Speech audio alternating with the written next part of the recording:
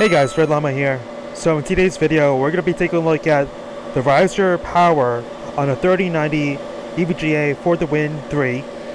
Also, another card over here, which is the EVGA 3090 XC3 and a Gigabyte OC Gaming Edition 3090.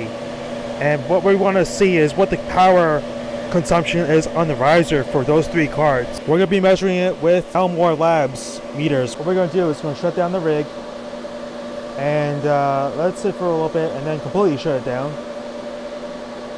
And yeah. Alright, shut down so we can connect the PMD. Alright, so it's back up and running now. So let's take a look at it. This PDM is only connected to the riser right now, so we're looking at about 50 watts to the riser on the EVGA for the Win 3, and an XT3 is showing 63, 65. 3090 gigabyte is up and running. We're seeing about 62. Let's look at the data. So I couldn't really find what the high value was because the PMD was fluctuating quite a bit. So what I did was I slowed down the film just to see what the high or the maximum value was on the riser.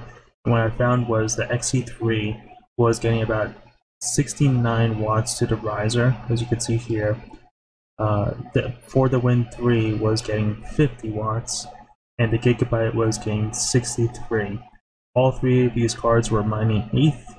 The core clocks were all set the same. The memory was slightly different, and the power consumption according to HiveOS for the total power was anywhere from 292 to 320 on those cards.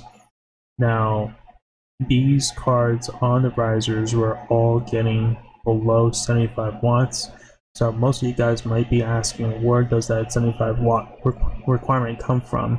So Red Fox had done quite a bit of research on that in previous videos, and he actually posted a recent video, which I'll put a link in the description. But in that video, he also posted two articles that come from the manufacturers themselves that show where that 75 watt requirement is coming from.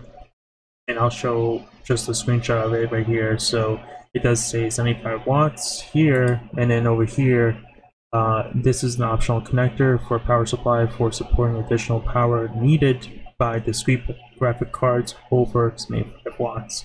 So there's nothing here that says that it can pull more to that, but from what I'm seeing, the cards I have with these overclocks, and plus with Red Fox's recent videos and actually his live stream just recently, I can't find anything that pulls over 75 watts unless I use an ammeter. We're below the 75 watt requirement on these cards, and I just want to get this data out there for those who are wondering.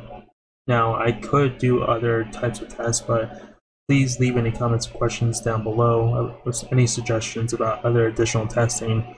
I know a lot of people want to know if it's unsafe. I'm still going to be avoiding SATA connections to my risers just because we do see images of those SATA just burning up. So I definitely just want to stay away from that. And I really suggest any of you guys who are thinking about using it, just stay away from it. It doesn't sound good. I don't want to risk it. So yeah, so guys, leave any comments or questions down below. Leave a potato emoji if you can. Really appreciate that. And hit the like button, subscribe if you want to see more content like this, and I'll see you guys in the next video. See ya.